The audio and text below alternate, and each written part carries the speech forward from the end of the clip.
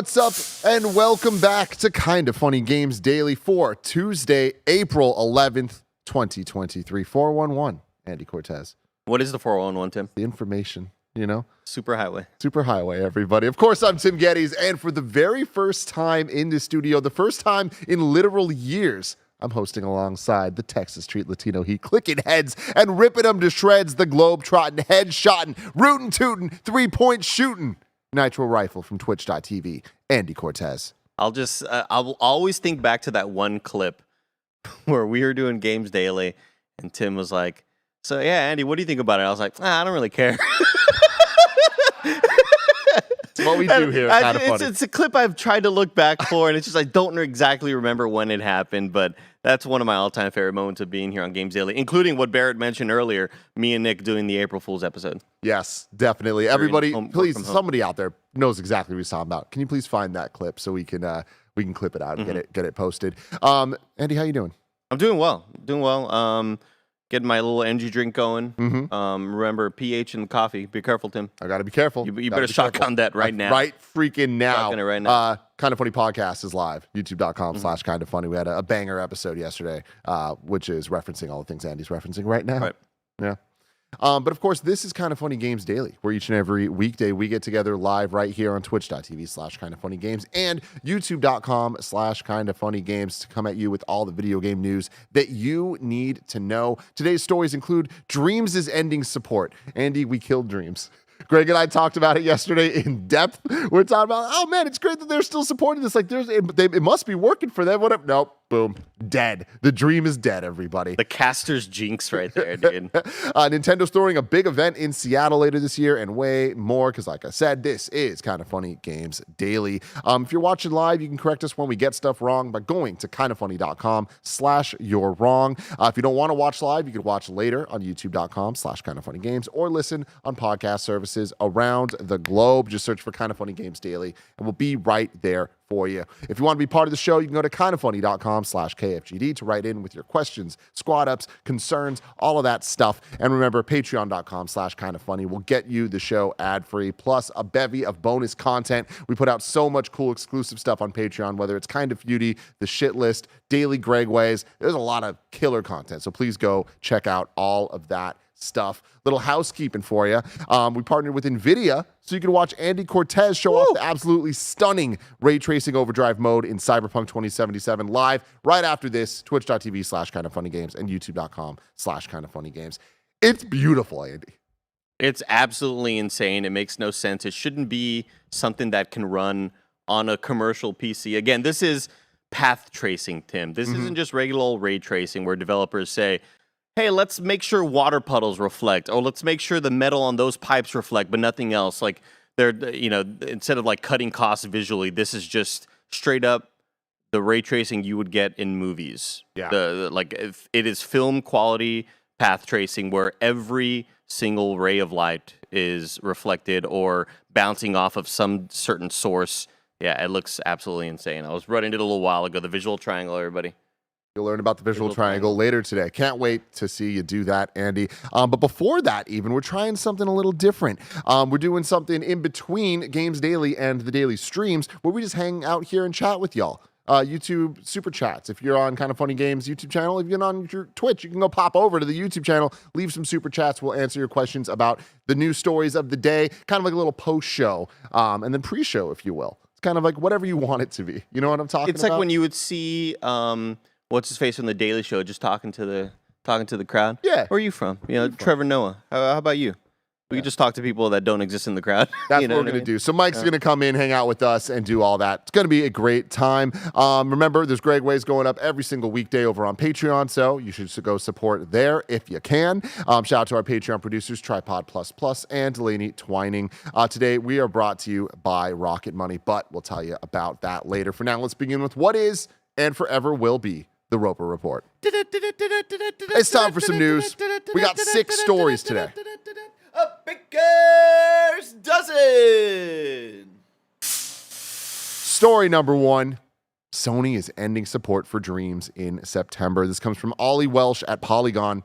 Media Molecule, the Sony-owned developer of Dreams, has announced it will end live service support for the PlayStation 4 game creation system in September as it concentrates on a different project. Quote, we've made the difficult decision to discontinue live support for Dreams for the 1st of September 2023 to shift our focus to an exciting new project. The title won't be removed from sale, and players will still be able to create, share, and play within Dreams, but there won't be any more updates or developer-led events such as the Impy Awards that rewarded the community's best creations. And I know Janet and Bless have been a part of that for the last couple of years, so that's cool. Long-promised multiplayer support will not be happening, and the game won't be updated for PS5 or PSVR 2. Dreams will also be migrating to a new server in late May, after which players will face a storage limit of 5 gigabytes for new creations in an effort to preserve the security and stability of the Dreams server for all players. Existing creations uploaded before the move won't count towards this limit. A number of other features will be removed from the game, including Twitch integration. Media Molecule promised that it would continue to highlight the community's best Dreams creations on its social channels and to surface creations through in-game curation even after live service ends. In an FAQ, the studio implied that Dreams had not been successful enough to be worked on further into the future, even though the developer would have liked to. While we've always had the desire to build on the foundation, you know what? I got to get that right because it is a quote. He did say whilst. Whilst. Yeah. Whilst we've always had the desire to build on the foundation of Dreams and expand the experience when reviewing our plans, we were not able to define a sustainable path. It also confirmed that its new project is not Dreams 2 or related to the Dreams IP. Do you think you and Greg reminded them that they were still running? You know, Greg brought that up earlier, going? and I really hope, and I know that it's not, but I do feel a little bad. I feel bad that we reminded somebody that this was happening. But, you know, jokes aside, like, this is sad. Like, you hate to see things that close down. Shout out to the transparency of them being honest and us knowing, like, hey, it wasn't working. It wasn't where it needed to be.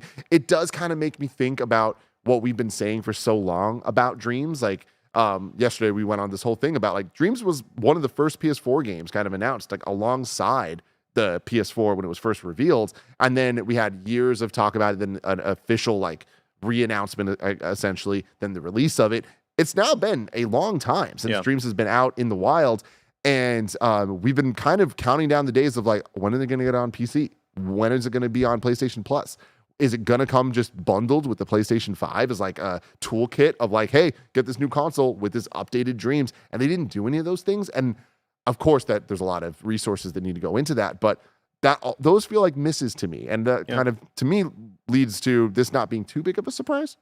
Yeah, those felt like some pretty easy wins that I think could have benefited the future and kind of the ecosystem of Dreams, but I think that it just never quite had its big boom and that big moment in the sun. And we would see creations pop up on Twitter, and we would see stuff kind of go viral every once in a while. How the hell did somebody make something like this in Dreams? Dreams is the future, everybody. Like, just, you don't even know what the hell people are working on over there, and it just feel like nothing really fully came to fruition.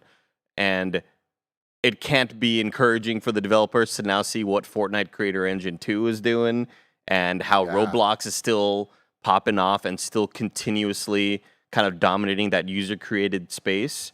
Yeah, it just felt like it was a constant uphill battle for Dreams, especially with it being, again, console exclusive and with it not even having that PC port. So yeah, I do feel like there could have been some things to help mitigate and extend the life, but I don't know if there would have been necessarily anything to make it like a mainstay on the platform. I do think it's interesting when you look at, like, creation games where I feel like there's a limit to how mainstream they can be. But then I feel like an idiot saying that with things like Minecraft and Roblox that are so inherently, like, that is kind of the point. But to have the main selling point just be making things, whereas Minecraft and all that, there is a community, and Roblox, there's a community side to it, right? Where it is like, I'm hanging out with my friends. I feel like Dreams doesn't have that. And I feel like Fortnite as well. Fortnite is, like, so funny when you look at it of, like, man, they really kind of just took a bunch of successful ideas, put them together, and then made a new successful idea. Like, the fact that that game is a shooter, but it's also a builder. Yeah. Like, wow. Yeah, that I mean, they've certainly kind of nailed exactly. They saw the success that Roblox and Minecraft were having and wanted a bigger piece of that pie. Because we've had people making user-made little arenas in Fortnite forever, right? But it really feels like Creator 2.0 or creator studio. I forget the exact sort of term for it, so I'm sure Chow will correct me, but it really feels like that's kind of like the next echelon of the next evolution of what Fortnite is. And again, yeah, I just feel like Dreams just always had that uphill battle and could never quite cross that threshold of now we're here to stay. Now this is actually super sustainable. I'm shocked it happened this late, honestly. Like Yeah. I feel like we've been having these discussions for quite some time of like, when is it going to have its big kind of moment in the sun? And I just feel like it never happened. Andy, show the people your shirt. Did you custom make this? No. This is from the Yeti. There's two players playing, and one says they have 69 damage, the other guy has 420 damage. It's a Smash Bros shirt. It's perfect. Thank you. It's fucking perfect. Thank you. The Yeti is always putting out bangers. Yeah. Every time the Yeti's has like a new 2-day release thing, I'm like, oh, I'm getting that one. That is awesome. We do have a question from Jason Doss. Remember, you can go to kindoffunny.com/KFGD to write in, or you can super chat, and we'll get to those questions later.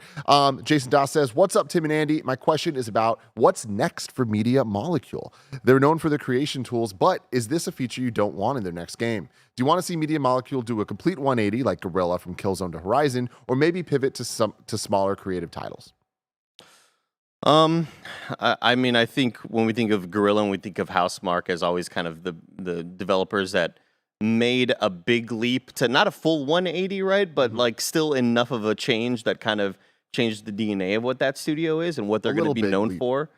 Huh? A little big leap. Little Big Planet. Planet. Yeah. Fucking guy. This guy's right on it, everybody. Everybody. Yeah, I would love to see something that maybe has creation somewhat of a part of it, but not necessarily like the backbone of this. Like, I love their customization tools, and obviously they have a really good mind for letting creators kind of go buck wild with sort of their engine and everything. But I don't know if it can be sort of the main thing that the game's about. I don't know if they would be advised to do that anymore. You know, like I just don't know what the future is there. Yeah, I mean, personally, my favorite Media Molecule project is Tearaway, which is the Vita game that was a bit, compared to all their other projects, a bit more of a straightforward platformer. It still had that Media Molecule creativity, and a lot of the kind of gimmicks of the game they felt creative. Like they're just like there was a vibe to it that almost has this Nintendo quality of like creativity and like ambition in a small package of like, let's really kind of use this mechanic every single way possible, and then take that 10 steps further and like come up with even cooler ways to use the Tearaway mechanic. So I'd like to see a smaller thing like that from them again. I feel like they could really do something special on the PS5. And even just going back to Little Big Planet, I think kind of what you're saying, like meeting in the middle of making a game where it's presented as a full game. It is a Little Big Planet game where there's a 2D platform side where they're the ones developing the levels and stuff. Different than Sackboy's Big Adventure, like more of like old school Little Big Planet, with the creation tools as well in it. And it doesn't need to be a crazy, ambitious, huge title. Just a new Little Big Planet, I think, is probably the quote unquote right move for them to do in terms of like getting back on track in terms of success after Dreams, if they're saying that Dreams didn't pace how they needed it to. Little Big Planet, not the most exciting thing to a lot of people, but there's relevance to that IP, and I think Sackboy himself like somehow is one of the faces of PlayStation. Yeah, he's still kicking, Tim. He still is. I mean, as you were talking about that, I was just immediately thinking about, please don't do anything for VR, right? And then I just started thinking about what other studios do you think had an idea for a PSVR 2 title and are now a little bit discouraged from furthering those plans? I don't know, man. PSVR 2 is such a layered conversation that no matter what way you shake it isn't fun. Yeah. Right? I feel like it's like most things, it requires a level of commitment from multiple people to be like, hey, it's not about the sales, it's about the quality of the product. Like, we need to not worry about that stuff. The point of this is us making something good so more people, word of mouth, will believe it's worth buying. This is worth investing in. And I think that we'll still see that. For as much as PlayStation's willing to top level push this, they're clearly pushing. Like, there is a PSVR 2. That's pretty fucking crazy, Andy. That's reason enough to understand that they believe in it. Yeah, like I'm really surprised that there's a PSVR 2 and that it launched the way that it did, and that it's, the people that enjoy it seem to really enjoy it. I don't know how long they're going to be able to enjoy it. I don't know how much there's going to be for them, but like I do believe that PlayStation isn't nimble enough to just pull the plug. So I do think that whatever projects were in the pipeline are still in the pipeline. I'm surprised that Dreams is not one of those things. I'm surprised Dreams was not one of those things as part of the big push for it of like, hey, here's the whole package of why this is worth it. But I imagine that there aren't too many big projects that are PSVR focused, Sony wise in the future. But I don't know that that's because of the reception of PSVR 2. I just think that that's just the way of the world. Gotcha.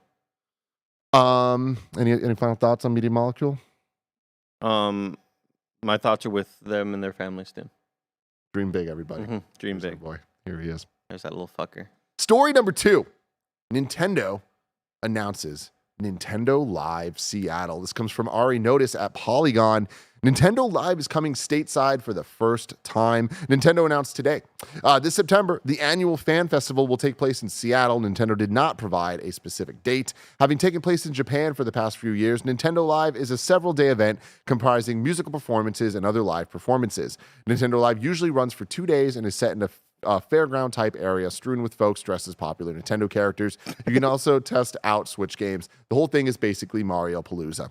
Nintendo Live also stages tournaments for popular Nintendo games like Mario Kart 8 and Super Smash Bros. Ultimate. What got you giggling here? Just like strewn with folks dressed up as it just sounds like they're not even allowed to be there, but they're just here. So you just got to deal with them. Like, we didn't hire these people to dress up as all of the Toad family. They're just here. They're so just we just got to deal with them. Yeah. I didn't know what Nintendo Live was, Tim. Mm-hmm. When I see this on the story, I just assume it's a big conference. Andy, I didn't know what Nintendo Live was. So that's a new idea. Cool. So like the idea of it being this open, I mean, Seattle's kind of gross with weather, so I don't know how great of an idea that is. I just imagine it being rainy and gross. The fairgrounds thing, I wonder if that's going to stick or if this is going to end up at a convention center, which does seem, I think, a bit more likely for this. But then you can't have people strewn about. Right. There was a different vibe that they're giving off. I just picture Woodstock and everybody just on drugs the whole time, Yeah. But yeah, I mean, this sounds kind of neat. It's kind of a weird story to be like, hey, guess what? It's coming to Seattle. I just feel like there are live concerts all the time of this sort of ilk. So it's interesting that they are like making a big press release about it. It just kind of feels like a bunch of other of the live stuff that we've seen in the past, like Zelda and like. So I don't think it's that. The write up that I just read, I think was leaning on the concert vibe a bit more than what this is. Like looking at the Nintendo site itself, it seems like more focused on like games, live stage, photo ops, tournaments. Like it doesn't mention music anywhere. Gotcha. Here. Okay. But I do imagine there will be some fun like music things and performances and stuff. But I don't get the vibe that there's going to be a press conference with this. Like I don't get the vibe that this is like PSX where there's like the keynote. I wish it fucking was. That'd be so awesome. But I do think, Andy, that there is a chance, this being September, Zelda's coming out in May. Potentially we get an August Direct, September Direct even, talking about some fall games, talking about upcoming stuff, and then people get to play them at this event. Oh, okay. And maybe not the biggest titles in the world, but like that really would add up pacing and timing wise for how Nintendo traditionally does some of its announcements and coverage for its hardware and software. They'll have some nice deals, like Mario Odyssey will be on sale for $54. Exactly. Yeah. I'm excited for the tournament aspect of this too. Like this news to me, everything about it, I'm like, this is cool. I wish it was a little further in different directions. Like I wish there was like an announcement of there's a keynote or something like that, or like these special guests mean this thing. A couple of special announcements on the way, something like that. But there's no talk of announcements at all, and I think that they did that on purpose. But even beyond that, like I was just talking to Andrew Renee a couple weeks ago that I missed the Nintendo World Championship thing. Like they brought it back and had a couple years and they did it differently, but it was just awesome. Like such a good time. And she hosted the big one they did out in New York and was like, this is a fun spectacle. And Nintendo is having fun and being weird. And like, that's what I like to see from them. And I feel like they've kind of backed off of that. This seems a bit more Like, yeah, there'll be tournaments, but it's just people playing Mario Kart. It's not going to be like the, pomp and circumstance of it all. But maybe it is. Like, maybe this is them being like, hey, Sony gave up on PSX. We're going to do something fun. We're going to connect with the communities and get everybody together to just have fun and love Nintendo after what might end up the best year Nintendo's ever had in terms of relevance. Like, if Zelda is as good as we expect it to be, they have one of the best games of all time coming out on their system. Sales are through the roof for the Switch constantly, like month after month. It is still breaking records. Just please slow down, sales. I want a new one. Please. And then on top of that, we just have the Mario movie crushing, and we have Super Nintendo World opening up in Los Angeles. All that together, it's like, damn, Nintendo is really, really kind of on a roll. And I feel like this could be like a great victory lap to kind of get everyone together and celebrate the year. Yeah, I like the idea of it being this big kind of community-led festival that, there are a bunch of different activities there. Get your face painted like a fucking, I don't know, just a Goomba. guy. You want to be a Goomba? Just a little guy, yeah. But yeah, I guess I do wish, I'm 100% with you that I do wish this were a bit more extreme in either of the ways, whether it was we are doing a press conference, we are doing a keynote, or just this simple tease of a couple of announcements would have had me a bit more excited for this. But it's always cool the idea to go out with friends to a place like this with a lot of like-minded people and just kind of celebrate video games. You can't catch me anywhere near playing. Like, if I take Barrett out there, I'm going to have everybody just play Mario Kart against him and just put a lot of money on the line. Yeah. And just like, we'll have Barrett act like he's never touched a controller before. I don't know what to do. Yeah, I just haven't touched a everybody. Mario Kart since the N64. And that's how we get him. That's how we get there. Yeah, we're going to swindle each and every one of you stupid motherfuckers. All you people strewn across the battlefield. Hey, not you guys though, chat. Y'all be cool, all right? When chat we're there, be cool. if you're at Nintendo Live, when we see y'all, just let Barrett do his thing, all right? This thing is 5 months out, though, right? Like, do you think what more could be teased or announced before this thing in September to get you more excited to actually want to go up to Seattle, of all places? Celebrities on stage doing something. Jack Black. Jack Black's always a great answer here. But I mean, what we have here is enjoying live stage performances. Like, that could be anything. You know what I mean? Like, that could be like somebody dressed up as Mario walking up there being like, wahoo. Or it could be like... Or it's you and Alfredo doing your Super Mario thing. Or it's that. You never know. Yeah, I got to call Mr. Nintendo to see what's up. But I feel like it could be pretty damn cool stuff. Like, it could be concert stuff. It could be like real fun celebratory moments that I love that stuff. And especially Nintendo. It's like that could be match made in heaven. Or it could be... It's an all ages celebration. But it very much could be, this is clearly just for little kids. And that's cool. That's great. I want little kids to have the time of their life for this stuff. But I also want to be a little kid too. Like, I want to have stuff fun for me. Let's have a Mario bar, for the adults. For the adults. A Barrio. Barrio, that's good. But yeah, I feel like, Barrett, to your point about it being September, which is like not too far away. If I want to know what's coming to mom and pop shops. I feel like they have time to make as many or as few announcements as they want to, where I'm, fingers crossed, hoping we get one more follow-up press release announcement that like solidifies this as like, this is something that media should cover, as opposed to just, this is going to be a fun thing for people to enjoy. Hopefully a lot of cool merch there. I imagine there will be. Like exclusive type stuff. That shirt. Like this shirt. I think that shirt will be there. All ages, man. I doubt it. But yeah, it's cool because I feel like you've been to PSX. Yeah, you've been to multiple PSXs. Yeah. Right? You've been to PAXs. You've been to RTX. You've been to E3. You've been to a whole bunch of these things. Like, there's something special about PSX, right? Yeah. What is it? I think it's the vibe of the crowd. I think it's like a lot more focused. I think it's walking around and knowing that you're not gonna see any little dirty Xbox fans. You know what I mean? If this was about an Xbox conference, I'd be shitting on PlayStation fans. Don't worry, okay? I play both sides, Tim. I get it. No, but yeah, you're right. It does feel a lot more focused. There's I think a bit more focused look at what our IPs are and how are we celebrating these like 4 or 5 IPs. We have Neil Druckmann here on stage with Greg talking with the cast of Uncharted and what a great journey that's been. I don't know. It just feels like it feels like if we were to have a kind of funny con as opposed to like an RTX, you know what I mean? Like everybody there knows why they're there and knows they know that the jokes, they know everything, and everyone can connect with each other because there's a shared experience. And like that is something that I really missed. Like PSX, it felt so special, and I love a lot of the other conventions, but PSX had that it the sauce, factor, the juice, and I think that it was the combo of that. It was focused. There was a press conference. There was announcements. There was killer exclusive access to the creators that we know and love, presented in a way that was like accessible to people. And like, in speaking of accessible, like they put such great focus on accessibility. Like I remember there was an amazing panel that PlayStation gave about that and about their efforts. This is back leading into the like what we would end up seeing in Last of Us 2, and it's now a bit more standardized across a lot of the PlayStation titles. And like it just creates a great environment for people to have fun, get educated, and enjoy PlayStation. Nintendo has an opportunity here to do exactly that. And Nintendo already has the fan base. They already have the community. To get them together in one area and to allow them to play games, whether it's tournaments or previews of new things or whatever, there's the chance that this is awesome. There's also the chance it's weird Nintendo stuff and it's just fine. But like, I'm fingers crossed hopeful for this. Don't expect it, but I'm hopeful. Do you think we see old Dougie B up there? I do.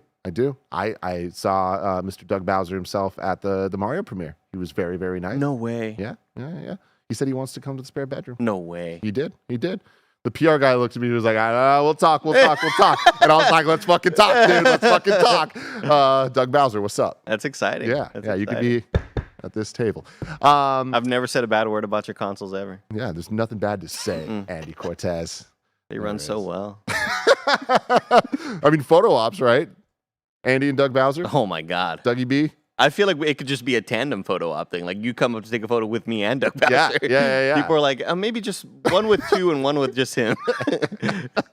Oh, I love it so much. I mean, okay, last thing we'll say on this here is like on the Nintendo Live website, it's like an all ages celebration Nintendo fun. There's 4 little segments: games, live stage, photo ops, tournaments, and then there is a bottom one that says more information coming soon. So please be patient. Please be excited. Please be excited. Please Everybody. clap.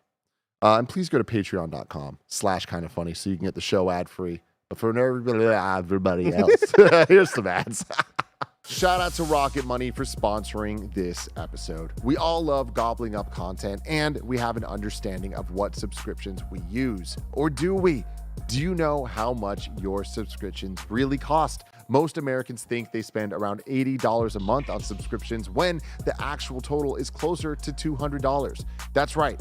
You out there. You could be wasting hundreds of dollars each month on subscriptions you don't even know about. Rocket Money is a personal finance app that finds and cancels your unwanted subscriptions. It monitors your spending and it helps you lower your bills, all in one place. Rocket Money has saved some of us here at Kind of Funny a ton of money, and it can help you too. Stop throwing away your money. Cancel unwanted subscriptions and manage your expenses the easy way by going to rocketmoney.com/kindafunny. That's rocketmoney.com/kindafunny. rocketmoney.com/kindafunny. Story number 3. Nintendo subpoenas Discord for identity of Tears of the Kingdom leaker. They're on the hunt. They're on the fucking hunt, everybody. They sent Jason Bourne after this dude. This comes from Logan Plant at IGN. First reported by Torrent Freak. Of course. Nintendo has filed a subpoena requested to Discord to discover the identity of the user responsible for the leak. Can you hold on, just real quick, Tim? Can you imagine being the people at Discord who just like have they have this app meant for, you know, we know there's been some nefarious stuff that had taken place on there, but it's a place for people to come together and just talk games. And Nintendo just sends their lawyers and they're like, hey, we need to fucking bust through these doors, show us all of your server. And like, oh man, I'm not prepared for this. You know what I mean? Yeah, I mean, it's so terrifying. It's wild, man. And I was telling the guys yesterday, but on the Marvel side of things, like this. Let me finish the story. Let's get into this here. So we're not going to go into details of any of the spoiled images here, but in February, a Discord user called Julian number 2743. It's a droid on the run.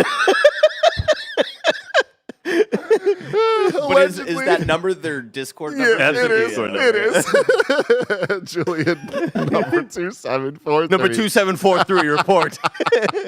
Allegedly posted images from Tears of the Gone Kingdom's rogue. art book. The art book's part of the unreleased Tears of the Kingdom Collector's Edition, which launches on May 12th alongside the standard edition of the game. Naturally, the art book is filled with details about what players will discover in the upcoming Hyrulean adventure, which Nintendo clearly didn't want out in the wild, the Breath of the Wild. Months before the game comes out, Nintendo of America filed an application for a subpoena that would require Discord to reveal the leaker's identity. Oh my god. The chat's killing it. Are you ladies fan 217? Here comes Megatron after. Holy shit. But yeah, this happened a couple months ago with Marvel. A lot of the kind of communities online that talk about the MCU and like the leaks and like set photos and all that stuff. Somebody leaked the script for Ant-Man and the Wasp: Quantumania before the movie came out. And obviously people didn't like that. Like Marvel was really upset to the point that they like threatened litigation and they were out there like doing this. And so multiple of the like all the biggest Marvel subreddits just closed down. They're just gone. Like hundreds of thousands of people were following these and just gone. And multiple like websites as well just backed off. And a lot of it's like I think just out of fear of them just being like, whoa, we don't even want to get close to this. Yeah. Not that they're necessarily We're culpable, though. Culpable, yeah, like that whole thing. So it's very similar to Discord. Like it'd be the equivalent of Discord to be like, "Fuck this, we out." Yeah, that's so freaking terrifying. Now, like Julian, Godspeed. I don't know where you're at, Julian 2743. Ladies, man. But yeah, I mean, Nintendo.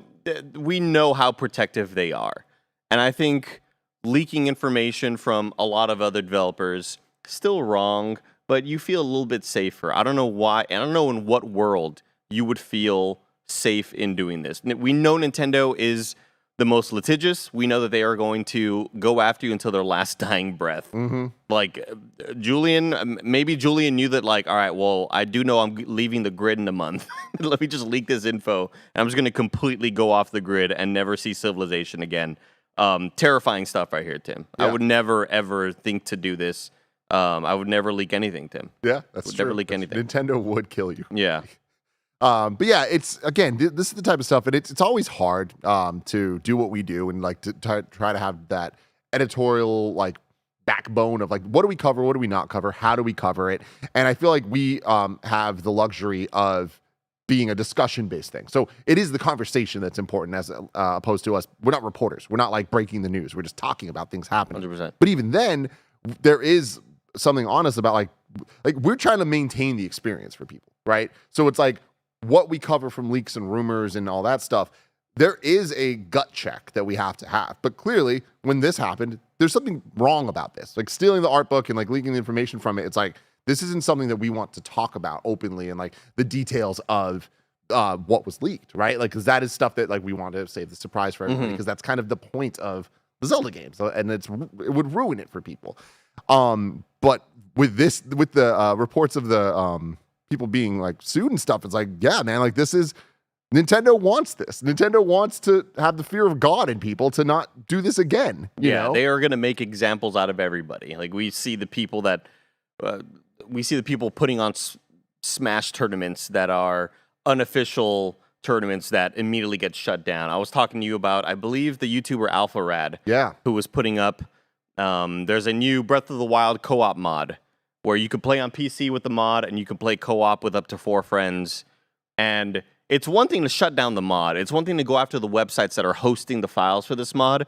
It's another thing entirely to go after and shut down and copyright videos that are just simply showing off the mod of friends having fun in a video game. That's like going above and beyond, and that's where I'd like for Dougie B to come over here and we just have a little discussion with Dougie B and just be like, what's going on here, brother? Yeah. I get it though. You know, like it's not a move I would do, but like I know why they do it. It makes perfect sense. They want to control their IP, what they own, and they don't want people knowing you can mod the game to make it better. To make it so much better. You know what I mean? Like, they just don't want that. I have it on good authority. It runs so great. Like, it looks so good. I have it on really good authority that, ultra widescreen. It's crazy, man. It's really awesome. But yeah, I mean, we've talked about this where like I want to stream Mario 64, and I haven't played that game with the whole 4K ray tracing, like actually playing it. I'm like, I want to experience that. I'm like, I'm a little worried about streaming it though. You know what I mean? Like, I think we'll be fine, but like there is just levels of gut check you need to have, and for all these things, is it worth it? Is it not worth it? I'll tell you right now, it's not worth stealing shit like that. Don't do it. Don't do it. Don't do it. Story number 4. PC Game Pass has fully launched in 40 new countries. This comes from Tom. It says Tom Oven at VGC, but I'm pretty sure it's Tom Ivan. Microsoft has today fully launched PC Game Pass in 40 new countries. A PC Game Pass preview program was made available in these countries in February. It allowed players who signed up to the Xbox Insider program to sample PC Game Pass by subscribing for a special testing price for the first month. Players who did so will receive 2 free months of PC Game Pass membership with no further action needed. This will be available in members' accounts in the coming days. PC Game Pass is now available to all players in Egypt, Ukraine, Costa Rica, Peru, and more. Tim, I mean, this is great news and stuff, but what I really, really, really want. Tell me what you want, what you really, really want. Game Pass for families. When is that going to be made available in America? Good question. Like, is it not already? No, we saw like a leak that happened where it's like, oh, we think, but it just happened that it was only Australia. I want it here so that I could finally get my nephew on my account because Lord knows my brother ain't paying that $15 a month or whatever it is. I mean, this is awesome. The fact that PC Game Pass is continuing to expand. I saw something not Game Pass related, just cloud related, where Phil Spencer tweeted like at 2 a.m. last night or something, like, "Hey, welcome in a new thing here on like I think it was like 1 a.m. or something like that." And like, Phil, what are you doing awake, brother? Did you schedule this tweet? You know what I mean? That's what I always wonder. Yeah. Well, he's a world traveler. That's what I also think when you tweet out at like 8 a.m. I'm like, oh, Andy definitely scheduled this. Always tweet. scheduled, yeah. Or if you get a Slack from me at like before 9 a.m., definitely a scheduled Slack. Oh, you can schedule Slacks, you know that? Oh yeah. Schedule Slacks, really, really good stuff. Yes, I did, Andy. Great stuff for PC Game Pass to continue to expand, Tim. But again, just get me, like, right now I'm looking at SnowBikeMike. Mike, when am I going to be able to do family Game Pass? No one can hear you, Mike. He said Xbox Game Showcase this June. Okay. Oh, okay. Yeah. Damn, this guy. Which, I mean, hey, we have the Xbox Game Showcase this June. It's happening. We get the Starfield one after that. It's an exciting one. It is, man. I mean, like, again, like we're gearing up for the season, for Summer Game Fest season. No, it's not E3. It's just Summer Game Fest this time. And with that, we don't have too many. Boysenberry. Oh yeah, Yeah. I like that. Yeah. But yeah, we got Summer Game Fest. Last year, ton of fun. Being able to go down there and play the games, and then there was the kickoff. What is it called? I keep messing this up. What is the Summer Game Fest press conference thing? Because there's Gamescom opening night live. One night only. No, which I always think is one night only, but it's not. It's opening night live. Some Kickoff? Yeah, it's kickoff something or other. Too much branding, guys. NFL kickoff. But either way, I have pretty lofty expectations for it this year. Last year's wasn't the best, but it was serviceable. But I do think we're just in a different position now, and it being the one, we have that. We have the Xbox showcase and Starfield, and then we have Ubisoft forward, right? Am I missing anything? There's no EA Play. Nintendo Direct, Nintendo go Nintendo. There's the PlayStation showcase that's rumored to be in May, which obviously that is utmost exciting. I mean, aside from just going back to the Xbox stuff, I'm just immediately thinking of, obviously, we're going to get a massive deep dive into Starfield. That's going to be really cool to see it like fully out there. It's going to be probably a gameplay presentation. And when you walk to this station, you'll also notice a little fucking dude there. And the little dude's like, hey, you know. Hey, I'm a little dude. But what I'm interested to see is like, what do we see from the other IP? That's the big thing. Yeah. What's happening with Perfect Dark? Well, I mean, the fact that Starfield's getting its own thing means Starfield is maybe going to get at most like a reference in the main one, but like we're going to get an hour Hellblade of announcements. And on top of that, looking at Xbox, and Mike, you can feel free to pop in whatever you want, or you can pop in the after show to talk about this. But they said that all of these games are coming out within a calendar year. It doesn't feel like they're going to hit that, you know? Where's Silk Song? Where the fuck is Silk Song? Where is they're it? definitely not hitting that. You know? So I wonder what their framing is for the next showcase. Like, are they going to have that type of, hey, we're looking at the next year? Or is it going to be like, okay, that strategy worked / didn't work for however we're doing it? We're going to do a bit more looking into the future. Because Perfect Dark, I don't think is imminent.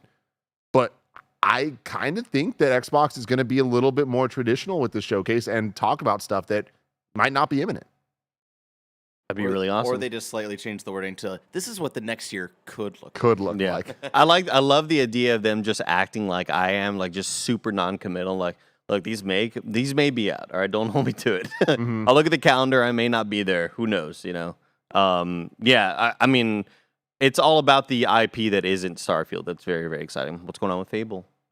What's going on with again, Indiana Jones, Señorita Joanna Dark. Oh my God, I forgot about Indiana Jones. Give me a new Wolfenstein. I know. Give me a new Wolfenstein. I don't want to play Indiana Jones, dude. You don't want Indiana Jones? He's so old. Give me back BJ. He's so young and cool. Remember, Mike, when you and me went to BJ's? We got BJ's. You can't just say we got BJ's, dude. You can't do that. Mike stepped in a big barbecue sauce packet. Of course he did. God. The funniest thing ever. Mike gets out of my car, just, what the fuck? It's so good. It's so good. I think there's a lot of potential for Xbox. Clearly, a lot of potential with PlayStation for its showcase because they just haven't said anything for a long time in terms of what they're up to. But yeah, the Summer Game Fest kickoff, like I think that like there's a chance for that to be a fairly banger of a show. But all that together, I think that somewhere there we're going to get this Game Pass announcement. I think the place that makes the most sense is the Xbox show, obviously.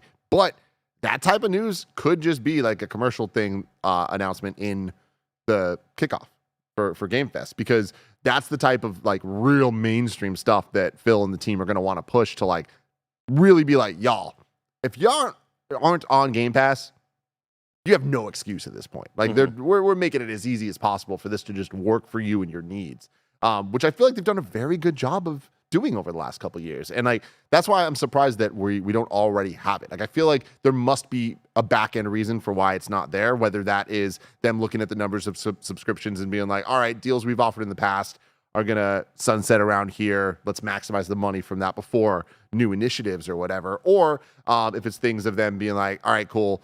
We have an install base of this many Xbox console owners have Game Pass. This many PC owners have Game Pass. This many people that don't have either, but just on their mobile because of cloud or whatever, have Game Pass. How do we kind of keep penetrating further, deeper and deeper? Jesus. Do you think they do like you think they bring back another promotion thing for, you know, like obviously they took away the 3-month thing or whatever it was. Do you think they bring that back in any capacity? I mean, I think that leaning on a family plan, like that is a promotion, right? Yeah. Like that is like a deal. You're saving. I think that's probably the move forward. Like I don't think that they're gonna institute something that's like a long-term like trial period because they've done that for a very long time. Yeah, Joey and Kevin are on my Spotify plan. And I love just getting like a little $50 payment from Joey every 3 years or something like that. It's really cool. Yeah. Do your work out there. I don't know what that means. Do it. Story number 5. Bithell Games is working on more Tron games. This comes from Jordan Midler at VGC. Bithell Games, the homie, Mike Bithell, is working on more Tron games. It's been confirmed. The studio, headed by Mike Bithell, releases its first Tron-themed game, Tron Identity, today. Wow. You can get it on Switch or Steam. It's now been revealed that but they're working on other titles in the Tron universe. Speaking on the D23 website, Disney Games producer Heidi Vargas said that further games from the studio using the Tron license are on the way. Tron Identity is the start of Bithell Games' collaboration with Disney on Tron-dedicated games. Players can expect more Tron titles to come in the future. Bithell also acknowledged the announcement on Twitter, writing, "When you're enjoying the ride, you stay on the light cycle." Hell yeah, go get them. Very excited to give Tron... What's the name of this one? Tron Identity a go this weekend. Pretty cool. I've heard very good things about this one. Yeah, I saw Bithell tweet out this morning like, "Oh, thank God the reviews are good." And Bithell and I were talking a little bit, and he was saying that that he thinks that we will like it. He specifically called some of us out, saying that it has the vibe of Andor. Oh, and I'm like, that's kind of a cool way to get me going on this. Okay. So Tron, man, what do you have any care for Tron? I mean, I liked the remake as somebody who just kind of enjoyed seeing how are they going to age up what's his face. You know what I mean? Kurt Russell. Daniels. Was it Kurt Russell? Jeff Daniels. Jeff Daniels? Oh, yeah, it was Jeff Daniels. Yeah, you're right, Tim. You're right. It's Jeff Bridges, isn't it? Jeff Bridges. Yep. Yeah. Yeah. Yeah, not Jeff Daniels. Jeff Bridges. Jeff Rubenstein. Yeah, I don't have a real huge affinity for the IP, but I always love a well-told story. I do wonder what the next iterations or the next titles from Bithell Games will be. Like, will they still be this sort of visual novel thing that Bithell's kind of become super known for? Or is he branching out at all? What's the sort of vibe there? I mean, Bithell's done. They're going to be a kart racing game? But he's done a lot of things that aren't that, right? I feel like there's I forget the name of the station, not submarine, but like the thing that looks like the oil place from Metal Gear Solid, whatever it was called. Oil rig? Say it again. The tanker? Oil rig? The tanker. Yeah. But there was the last Bithell game that is a little bit more like the Tron one, but before that, like he with Volume and the other games, like very different styles, right? And the John Wick one has as well. I feel like there's just so much potential for Tron, right? Like a video game, light cycles. You're bringing up the kart race or whatever. Like that could be cool.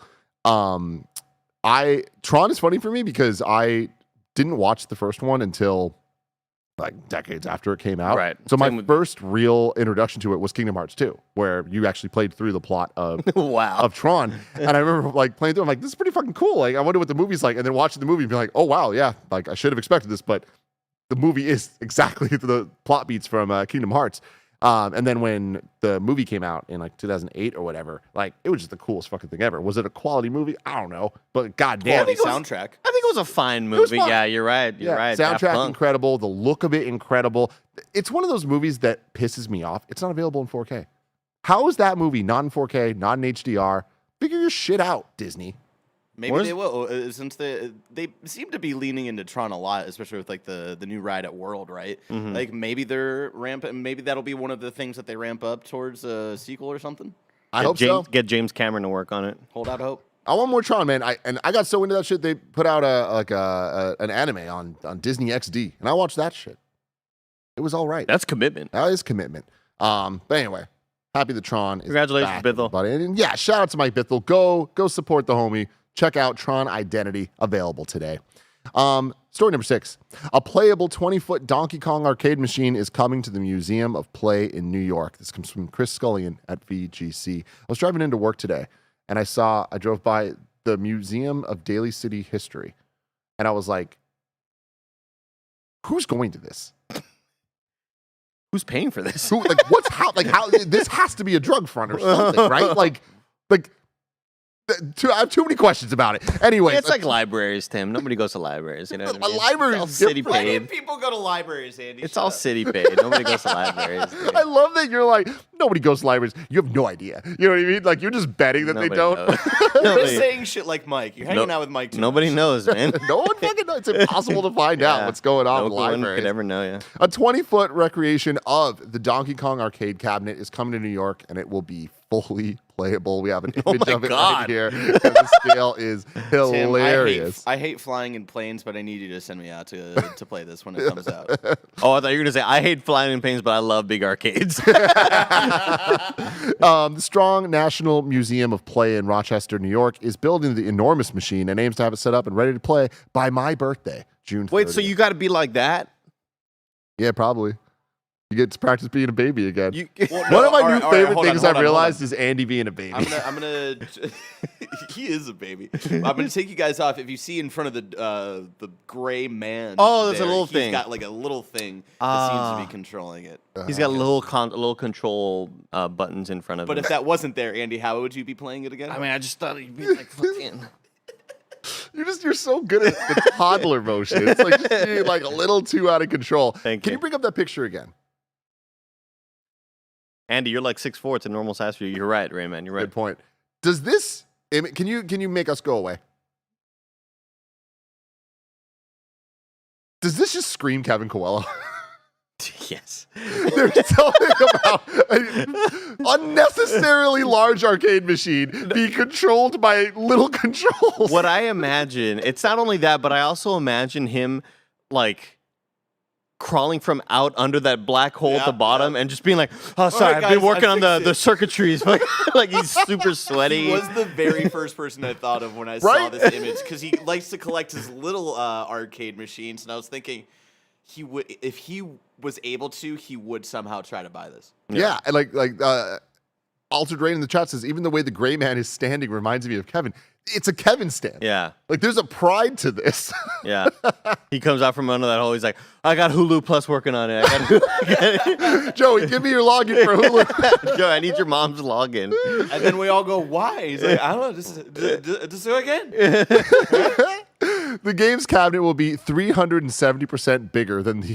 Why? Why are we doing this? Than the original 1981 Donkey Kong Why not go machine. 400? Yeah, come on, like, what the hell, man? Round up. Despite its height, the game will still be fully playable by museum guests. This will be achieved with a second normal-sized joystick and fire button on a pedestal that will stand in front of the Do you machine. think the big one still works, though? If Kevin was involved, it would. But Is with it- this gray man, I'm not so sure. Yeah. I was going to say, is it like when you do a driver's test and the teacher has his steering wheel on the right side of the car as well? Yeah. Do you think they hire like a really tall man to be there just in case? Just in case. 7'5". The cabinet will be located in a new 90,000 square foot expansion of The Strong, which is also home to the World Video Game Hall of Fame. The Strong's vice president for exhibits, John Paul Dyson, said in a statement, Donkey Kong is a true titan in the video game world, both in terms of character size and the iconic status of the game. Wow. So it lends itself perfectly to this playful, whimsical installation. Dyson knows video games. Dyson knows video games, man. You know, did anyone stop to say, should we? Yeah. I mean, I think it's going to be really cool. I mean, Barrett brings up a great point that I think we should hire a lot of insanely tall NBA players to go play this game just to see how it would look scale-wise. I think that would be really, really cool looking. Yeah. How tall was it? 370? Oh, it's just 370% bigger. Gotcha. Okay, never mind. Yeah, it's 20 foot tall. 20 feet tall. Oh, damn it. So 20 feet tall. Let's say this is 20 feet tall, 7. Like 2 of yous, 3 Nah, of it'd be too much of a baby. Too much of a baby. Yeah. Well, we're going to have to wait so long, Andy, to see which NBA players decide to come with us to New York City to play Donkey Kong. Tragedy. But if I want to know what's coming to Mom and Grop shops today, where would I look? The official list of upcoming software across each and every platform as listed by the Kind of Funny Games Daily Show hosts each and every weekday.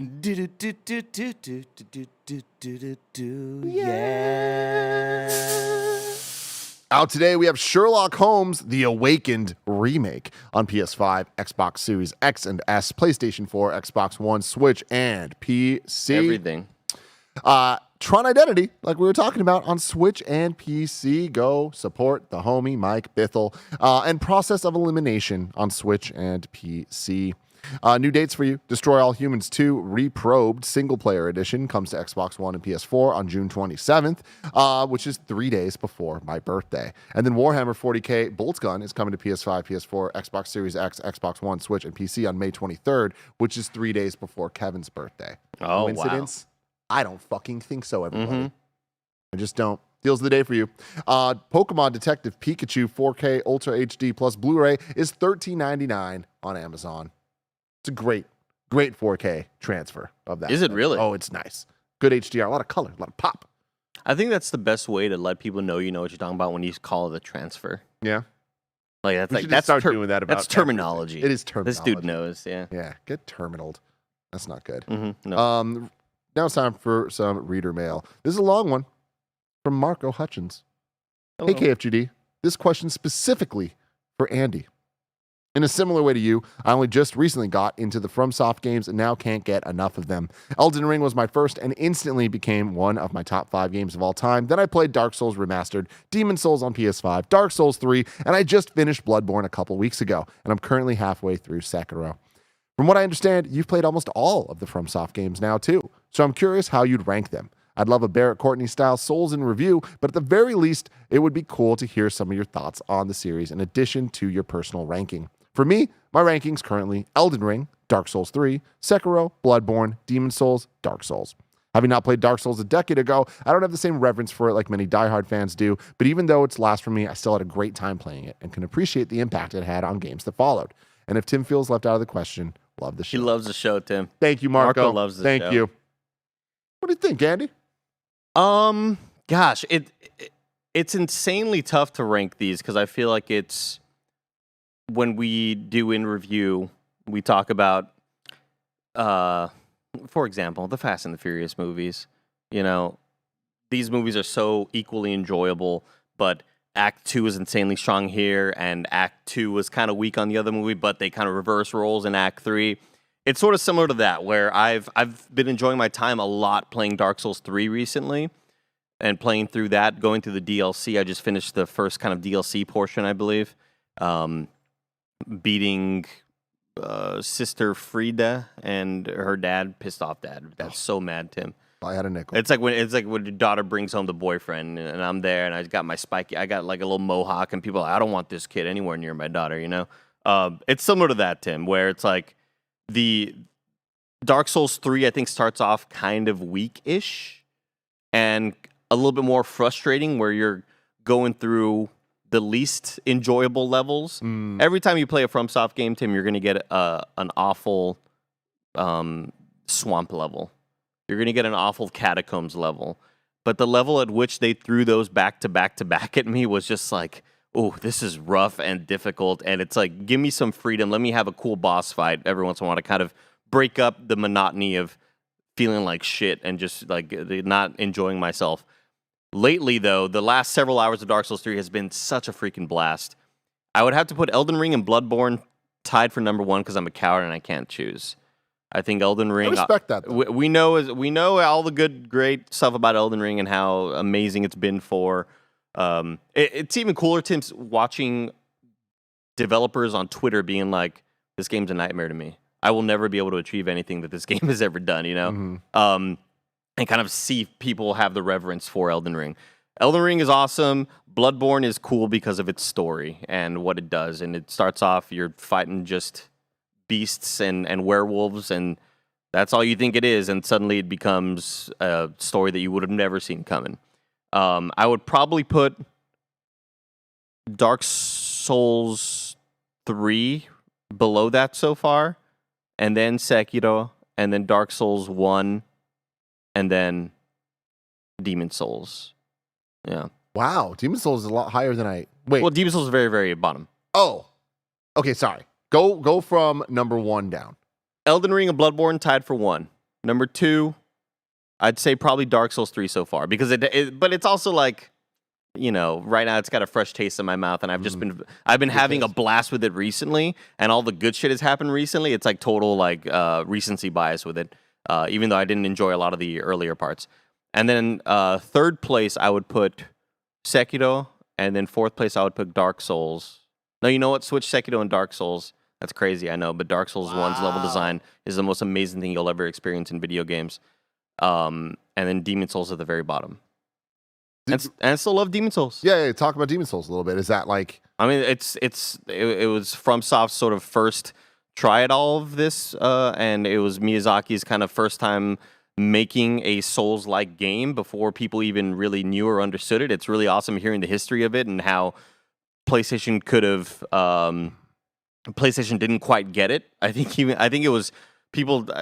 I think if I'm remembering correctly, it was Shuhei who didn't necessarily get it. And people were like, what the fuck is going on with this game? It's just super unlike anything we've seen before, and not in a good way. And then it took a long time for eventually fans to kind of catch on and be like, oh, there's some real genius shit happening in the background here. Especially with, I know a lot of people don't love the world tendency systems, but I'm such a fan of stuff that's happening in the background that you can't quite see, that's affecting the world without you really necessarily noticing it a whole lot. But suddenly if you're killing bosses and you're killing like NPCs, the world's getting darker and you're becoming kind of more, you're getting more enemies are popping up, and it's kind of changing your experience. But yeah, Demon Souls is still a great game. Again, the thing that people always say is like, if you talk to most 99% of Souls fans, they'll say that Dark Souls 2 is the worst of all of them, but it's still an 8 out of 10. It's still a 9 out of 10 amongst a lot of 10 out of 10s. Yeah. But yeah, I'm excited to eventually get to Dark Souls 2 one day when I'm done with Dark Souls 3, having a blast with them, and I'm so glad that I caught on. Man. I mean, dude, we saw somebody post in the subreddit. It's so cool watching these guys review Jedi Fallen Order and hearing Bless and Andy be like, never played a Souls game, never been I never tried Bloodborne. I'm just not super into that style of games. And it's like Here you are now. times have changed, Tim. Times have changed, babe. And it's not just that like, oh, I became kind of a fan of a genre. No, it's like it's become an obsession. It's really, really cool. Yeah. Again, think 4 years ago, I was the one who was sent to go preview Sekiro. Yeah, that is funny. At IGN, right? No, here. Here. It was within the first month of working at Kind of wow. Funny. Nobody wanted to do it, and being the new kid, I was like, yeah, I'll go. I'll do a preview to be on Gamescast. Hell yeah! And then it was like just looking back, I'm like, why was I the one? Yeah, so funny, man. Wow. God, Sekiro's so good. They're all so good. Little squad up time. Remember, kindoffunny.com/kindoffunny or KFGD, sorry, to write in your squad ups, just like Howard did. He's playing on PlayStation. PSN is Owen Lars 2, OwenLars 2. It's Luke's uncle. It is. I'm always looking for buddies to play Warframe with, but I also generally enjoy co-op games, and I'm always finding it hard to find people who want to join. So if you are also playing Warframe or co-op games, go search out Owen Lars 2 on PSN and play with Howard. Kindoffunny.com/you'rewrong is where you can go to correct us as we get things wrong during the show. Zaxxon Galaxon, I like that. I love that. Says the YouTuber was Point Crow, not Alpha Rad. Point Crow, thank you. Thank you. He was allegedly the guy who hired the team to make the multiplayer mod. Oh shit! This gets deep, everybody. Wow, we are getting deep in the rabbit hole. Wow, right there. be careful from Nintendo, man. Inscription is out today on Xbox. Oh, yes, I'm gonna finally play it. Andy says Rocket Fucking Guardian. play Inscription. So there you go with your wrongs. Tomorrow's hosts, we have Blessing and Greg. Thursday, Bless and me, and Friday, me and Bless.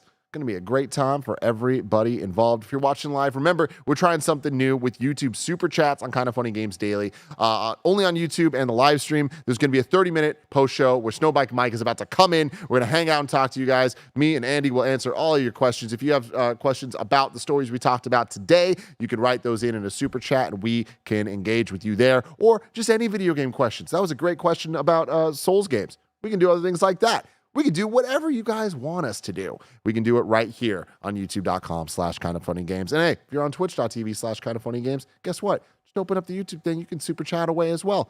Everybody can contribute. It's going to be a great time. And also come with us after that to check out Cyberpunk in ray tracing in all its glorious fashion. Can't wait to see that. This has been Kind of Funny Games Daily, each and every weekday live right here on youtube.com/kindoffunnygames and twitch.tv/kindoffunnygames. We run you through all the video game news that you need to know.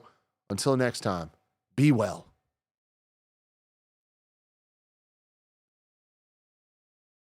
All right. It's time to hang out with the kids. Mikey Mike. How you doing, man? Chair, don't worry about me. Just carrying his chair. Out of my pocket. You got your mic? You got your mic with you? Oh, a little pocket mic for SnowBikeMike. You guys are what's killing the happening, shirt everybody? game right now. I mean, I didn't know Andy was dressing so good. I didn't know today was our day to dress up really nice today. You know what I mean? I mean, would've wore pants. Shit. You're such a I would've fuck. fucking wore pants. I if knew you wouldn't would go necessarily top say dollar. that wearing pants is dressing nice. I love Mike's commitment to these shorts. That's me dressing nice. If I wear pants, you know I'm dressing up, okay? Mike, obviously, Bomber jacket. you in Tahoe. There's a lake there, so yeah. a lot of short time, a lot of short snow as well. But like, has this always been your style in modern times? always. The loud shorts. No, not the loud shorts. Is but that a shorts newer in thing? General. Yeah, this is a new thing. I like it. They were selling them for $10. I had to buy them. You know what I mean? There's no other option. I'd go buy more if I could. You know what I mean? Mike, how much do I have to donate to Kind of Funny in order, when you're ready to shave the mullet, to let me be the one? Oh, man, you should probably get on it because I was going to go see the guy yesterday and today because I'm ready to get rid of the mullet on You're the back. getting rid of it. Okay. Yeah, I'm going to go back to the classic look. Tim, when we were in the belly of the beast at We're changing the WrestleMania- character skin. Yeah, we're going back. We're going back. We're reverting. When we were in the belly of the beast at WrestleMania, we saw everybody dressed to the nines because they were celebrating their big day. Of course, all the employees down in there, they were having fun. And I'll tell you, everybody looked really good. And then there was me. My dope T-shirt, my rock T-shirt. Maybe not, the right choice for the occasion. When you're a celebrity, it doesn't matter. But I'll tell you what, just the mullet just didn't feel right. And so I was like, you know what? I got to cut this mullet. So today, or this week, we'll cut the mullets. But if you would like to be the one, you got to speak up because, like, I go see the boys. You know, they cut me up real good. No, I'll let them do it. All We'll right, let them do all it. right. But like maybe record it. I just Okay. want to see it. In action. Go. Like, Dude, I'm liking it, especially right now, Mike. I mean, it's up there, bro. It's You know what I good. mean? It's something you can get a hold of. Yeah. Okay. You know what I mean? When we go I know what you to mean. BJ's. I know what you mean. Tim. Like, Thank you, dude. Tim. Let's go have some fun. Let's jump in to the super chats because we had some best friends jump in and have some fun with us on a lovely day. Of course, I want to check in with all of you and say, hey, let's talk about it. Let's have some Let's do questions it. coming in. So our first one is coming in from David N. He writes in, what's your dream film/TV IP and developer pairing? Mine would be a Star Wars game about a Jedi Master and apprentice made by Sony Santa Monica. Yes, I want God of Star Wars. Wow. Tim Geddes, I'll start with you. You're Mr. Entertainment God of here. Star Wars, What yeah. would you like to do? Because I have a great one for Tim. Get ready for this Oh, one. do you? I've got do one. You? I've got one for Tim Yeah. too. Kick it off. Go for it. Kick it off. Yeah. Let's make a dating show game. Let's make The Okay. Bachelor the video game. All right. There Like, was who's one developing? on let's DS. have some fun. I don't know. That's the question. Should we get like Ooh. Telltale on the joint and make it more of like a actual Bachelor with different like divergent storytelling Fucking lines BioWare. right Let's there? go all in, dude. BioWare with Ooh. that. A you know? BioWare But like Bachelor. I could see us doing Love is Blind, some sort of weird reality show dating game. Okay. We make the sim of it. I like Not that. like sexy sim, like when Steam sometimes feeds you the 18 plus, and you're like, Steam, slow it down. Always I shocking know- to see those. I know I'm lonely, but like Steam, we ain't got to do that. You know what I mean? Always surprising to see those, Mike. Whenever you see the 18 plus stuff, because you forget that you somewhere in a filter and a setting somewhere you put 18 plus whatever. Yeah. And like that's just a setting you forgot. And you're scrolling down Steam Next Fest. You're like, okay, top down platform. The boobs. Oh shit! Whoa. Wasn't expecting to see that right now. Yeah, I went to a retro game store over the weekend with G, and just kind of walking around, and she like, what's this? I'm like, oh, that is Dead or Alive Extreme Beach Volleyball on the Xbox. And she's like, what's Who the could deal? forget? I'm like, well, Yeah. So yeah, I would go with no surprise. I would go with a From Software game Okay. set in Middle Earth. Okay. Ooh, the Andy Okay. Dream game. Like I think we are. I'm surprised that we got a Souls-like game set in the Star Wars universe before we ever got a Lord of the Rings type Souls-like game. But I think the universe is just kind of begging for it. I think that like that world, the different areas to visit, the amount of just stuff you could put in for the fans that the fans will understand, the different areas you could locate, or the different areas you could again explore, the NPCs, the bosses, like it is just, I feel like it is primed for that sort of game. Can Where I do- throw one out there? Yeah. Yeah. So really quick, where do we fall on the, of course, Battle for, or not the Battle for Middle-earth, but Shadow of Mordor? Is that Assassin's Creed? It's close. Though, I'd say right? they're more like Arkham and Assassin's Creed games. Okay. Yeah, They're close, but not quite there for you. yeah, it's more of like the action where I feel like you aren't, unless you ramp up the difficulty. I don't feel like that style of combat where what I want is sort of even little things that they put in the Lord of the Rings movies, where it's like they're carrying a big sword. It's like you want to be able to be punished for taking one too many swings, as opposed to just like bam, bam, parry, parry, bam, bam. Like that's not really Lord of the Rings to me. Okay, Barrett, tell me what you got. I've always thrown this one out on PS I Love You whenever we talk about something like this. But to bring it back to Sony Santa Monica, I would love an Avatar: The Last Airbender, like an Earthbender game. Oh, 'Cause yeah. I just think like the especially thinking about the kind of like weight and speed of Kratos and translating that to like an Earthbender. Or maybe you're an Earthbender who's like becoming the next Avatar and you're learning the different elements, but starting off with Earthbending, I think would be cool as hell. I also want the Windjammers team to make a pro bending game as well. If you know what pro bending is from Legend of Korra. Sounds I think sexual. Yeah. Hot. Tim, what do you got? It's like such an obvious Tim thing, but Naughty Dog, Fast and Furious. Like I feel like they great choice. already do it with Wow. Uncharted, Yeah, right? yeah. Where it's just like, hey, fun cast of characters, crazy set pieces. That's the point. Let's go. Like world romping adventure of like, why are we going from point A to point B? Who gives a fuck? There's a MacGuffin. That's what we're doing. It's about the fun. I really enjoyed some of the later Uncharted vehicle segments, like the car chase scene in Uncharted 4. might as well be a Fast and Furious thing. So I feel like really leaning on, and like again, it'd be Naughty Dog, so it'd be good. It wouldn't be like the Crossroads a couple years back, but I feel like there'd be something awesome there. And I'm so happy that Naughty Dog's doing what it's doing. And with Uncharted 4, Last of Us 2, it seems like they're continuing to go down that direction. I'd be super down for another fun Naughty Dog game, like another just like whimsical, fun action adventure. They're not trying to say something about the human condition, you know? Okay, I like that. I'm going to go with The Expanse. And a lot of people would say, oh, well, then you're just going to go with BioWare for, of course, Mass Effect. I'm actually going to go a little bit different. I'm going to go with Ninja Theory because I really like what they're doing on the tech side of things. And I think The Expanse could really benefit from that with all the character models and having something really unique. I think you're already going to pull from the writing from the books and the show. So, like, you already got writing checked off. You got a great story. But, like, I want to see them elevate that, of course, awesome tech that they got behind the hood and make The Expanse an awesome one. We're going to get that soon with Telltale, but I want more Expanse because it's pretty dope. The chat's coming with the right obvious answer that I can't believe I blanked on here. The team behind Sifu, Slow Clap, John Wick. I thought that was Yeah. a thing. Is that not a thing? The John Wick team is making a Sifu movie? Yeah. Oh, right. The other way? Right. I think. Yeah, That's you're dope. That's right. dope. But Right. yeah, that could be. Have you tried arenas yet? In Sifu? No, I haven't yet. No. It's so fucking good, Andy. I can't stop. I can't stop wow. everybody. You haven't tried that yet? Okay. No, I haven't. What about My Hero with the team that made Infamous? Those games. Sucker Punch? Yeah, Sucker Punch with a little My Hero attitude. My Hero's hot on the brain right now because we just did kind of anime. Of course, episode 2 coming very, very soon. But, like, My Hero deserves a really great game. And I don't think the 3D fighter was that I wanted. I want more of a My Hero game that I can go get lost in and have some fun. And I think Midoriya is prime for that. Or maybe some other of the side characters. Who knows?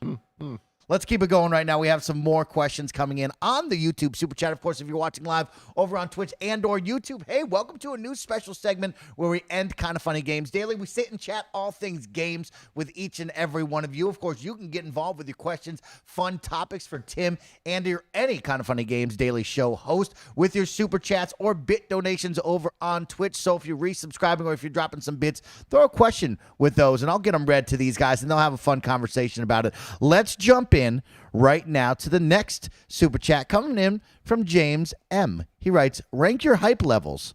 Lies of P, Jedi Survivor, Zelda, Diablo, Holy shit. Final Fantasy 16. There's a lot going on.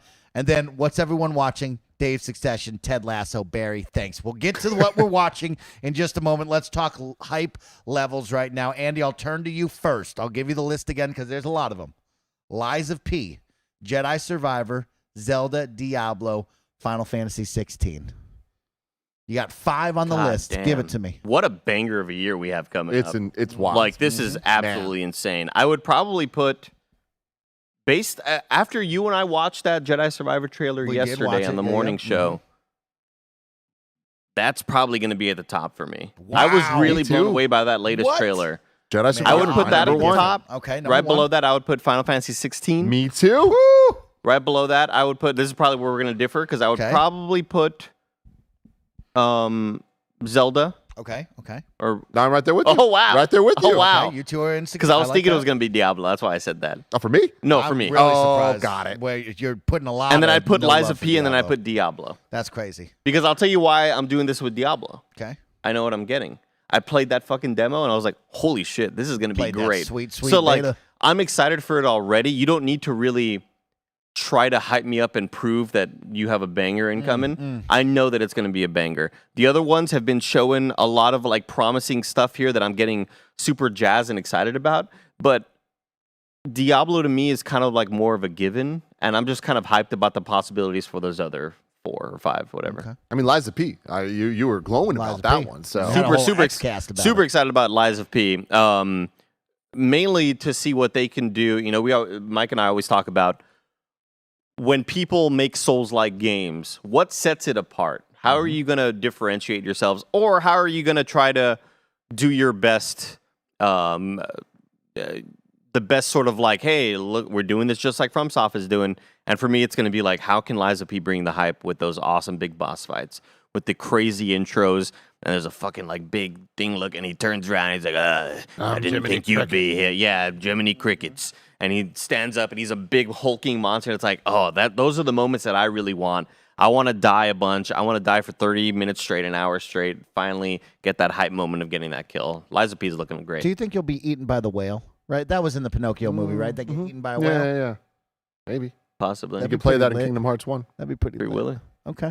Yeah, I agree with Andy. Like, the boss fights in Liza P is what it's going to come down to. Andy was very pleased with the combat. I think the setting has already won over a bunch of people, right? It's very Bloodborne-esque with that gothic tone, but, like, the boss fights are going to be what stand out the most to me, right? When we talk about what we just played with, of course, Wolong Fallen Dynasty, I said, I bet you'll never remember any one of those boss fights, and not a single one of them. Just remember the hard one. Anyone talks about it and goes, oh, yeah, I really like that. You know what I mean?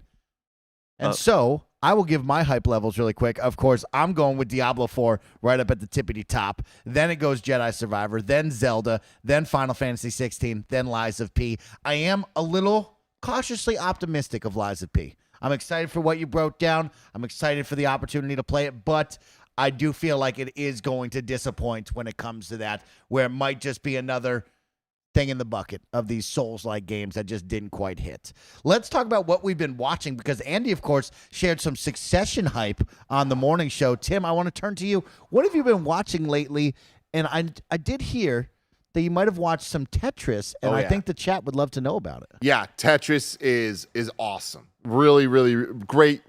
Great 2 hours. Worth your time for sure. Worth the trial for Apple TV Plus. Honestly, Apple TV Plus, I think, does not get enough love. I think over time it started to, and I think people kind of get it. It is easily the closest to HBO quality streaming service. Like, they put out such great shows, whether they're dramas, documentaries, or comedies. A lot of great stuff there. So worth checking out. And Tetris, I think, is a great entry point. Such a fun time. There's a lot more talking in it than I expected. Like, it's very, very just, now they're talking in this room, now they're talking in this room. But it builds in this beautiful way that, like, by the end of it, you're like, how is this based on a true story? Like, it is such a wild, wild ride and a ton of fun.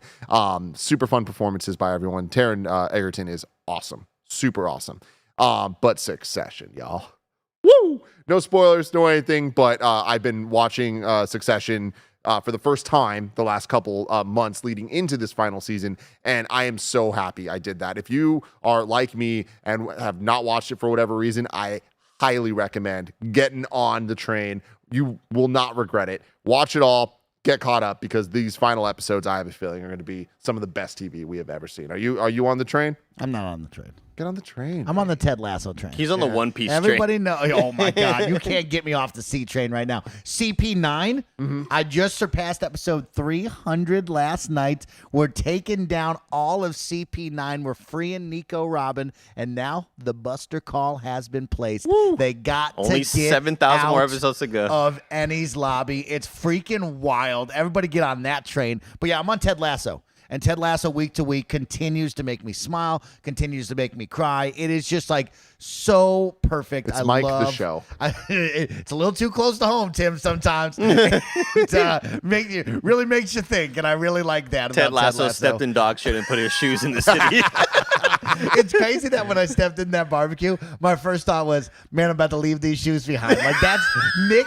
Nick did that. You know what I mean? I blame Nick for that. That's an unfortunate thing. And then on top of Ted Lasso, of course, I did watch the first 2 episodes of Dave. I thought they were freaking terrific. Dave is so good. I need to watch him. The first 2 episodes made me cry again. I don't know if I'm just emotional lately, but I'll tell you, at the end of Dave, he has these like really like heartwarming and poignant like messages where you're like, damn, Dave, like that's some real stuff, little Dicky.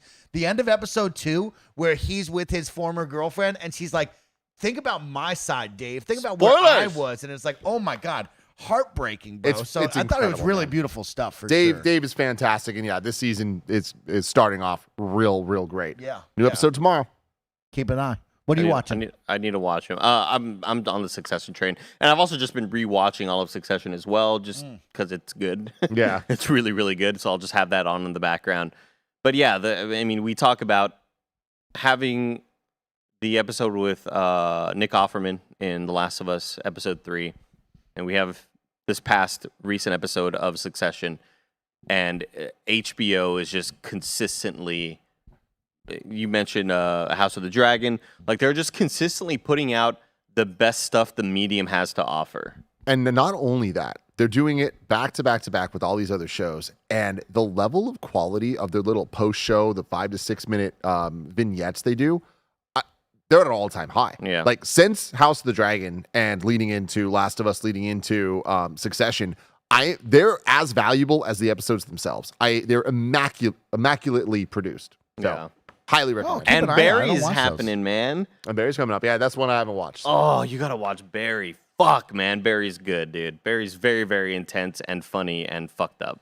We're having a lot of fun here, and a lot of Kind of Funny best friends are going out and showing their support on our Kind of Funny Games daily post show with the Super Chats, where you can get involved with your topics and gaming questions, where these two awesome bros will talk all things gaming with each and every one of you watching on YouTube and over on Twitch. We have another Super Chat coming in from PDXV Man. Barrett, I'm going to need your help with a trailer pull-up, so be ready for this one. Either of you planning on trying Wild Frost, an indie game that has got some hype during the directs, but with it coming out tonight/tomorrow, doesn't seem to be as much hype around, even though it's looking awesome. Wild Frost, the game I don't know about, so I got the trailer up here. Ooh, Oh, I little remember card this. game, little card game. Is this Gwent? Yes, every card game is Gwent, Mike. Yeah, I remember seeing this on one of the, I guess it was one of the directs. I don't have a whole lot of interest in card games, but the animations of just what the cards are doing to each other reminds me a lot of Inscription, and I'm a big fan of Inscription. Is this made by the team that made the Peggle-like game that was on Apple Arcade a couple years back? Oh, the shit. I know what you're talking about. Grindstone. Grindstone. People are saying. It looks very similar art style for sure. Oh yeah, Chucklefish. Chucklefish, yeah, that sounds right. That sounds right. Interesting. Yeah, this looks cool. Okay. I'm card gamed out right now because I'm still playing Marvel Snap He's every on day. Marvel Snap. It's so good, you guys. It just keeps rewarding me, man. I got a new card game alert, Andy. Heard through the grapevine. You ready for this? Get your dollar bills out, because Gears of War has a new tabletop trading card game, and I hear there could be a holographic Marcus Phoenix or a General Ram with 2 A's in that thing, baby. Yeah, well, like, we gotta buy that, bro. Mike needs an agent that'll, like NBA players, Greg or Tim, whenever athletes get drafted, they have an agent and a financial person that just puts all their money away and says you can only spend 10%. Yeah. We need that from Mike, man. Don't touch that, Mike. Mike, speaking of that, Tell me. I just got my shipment of my Scarlet and Violet Pokemon cards and haven't opened them yet. So we gotta open those. Maybe We gotta figure go that out. chasing. We gotta chase. I'm still chasing that Luffy Eastward. card. You know what I mean? Having some fun, but Chucklefish did Eastward. Gotcha. I love the art they're style the in publisher. Eastward. Capybara Tim was the one who made Okay. Grindstone. Keep your eye out. Was that Wild game Frost. that game that we just saw? Was it only on Switch? Wild Frost is what it's Is called. it a mobile game as well for Wild Frost? Because that looks like a game that I might enjoy playing on my phone, Tim. Ooh. Looks like it. Wild Frost coming to Steam. It's on Switch Steam. and Windows. Okay. There you go. Okay. Y'all, since like October, Steam Deck. I've been playing Marvel Snap and Pokemon Go every single day on my phone. That's dope. Every single day. You should play Pokemon Change, man. Unite and get into MOBAs. Yeah. Yeah. You should Yeah. fucking ride the bot lane with me and Right, Mike. bot lane with us. We'll go jungle with you. Let's keep it going right now. Jungle we have Cruise. some more. Andy, you get that one. Chasselai? Sasha Lai. Chasselai? Sasha Lai. Sasha Lely. What's Lie. happening? Let's keep LAI. it going right now. I know you guys talk about Game Pass being, quote, best deal in gaming, end quote. But what about GameFly US? It has all major releases: Elden Ring, Gears of War, Zelda, Mario. Another one Oh, of that those was things, also God of War. Could've Another been. one of those that I forget exists. GameFly was it a does, Redbox man. type situation back in the day, where it was like when Redbox Well, started it's like getting on the Netflix scene. back in the day. Yeah, early Netflix, Redbox, GameFly. Those are when I thought of that. I feel like we've moved past that, but I guess GameFly's still going on. Never thought about that. They're still Yeah, popping up. I mean, GameFly is such an amazing value, and like it's the type of thing that if you take advantage of it, there's a lot to take advantage of. It's a great deal, and it requires, I think, a little bit of upfront understanding. But yeah, the people that are invested in this stuff, like this is a great way to play a ton of new games. Really? Oh yeah, I never knew that. So they're sending you a disc. oh yeah, Still. So oh yeah. I'm not a physical media guy anymore. I've gone all digital, so can't get behind that, unfortunately. that doesn't make sense. You have all physical things. Like The fucker's trying to wants a holographic Marcus Phoenix card. Watch you out. took Easter eggs on a hike. Shit was lit though. Shit made for a good photo.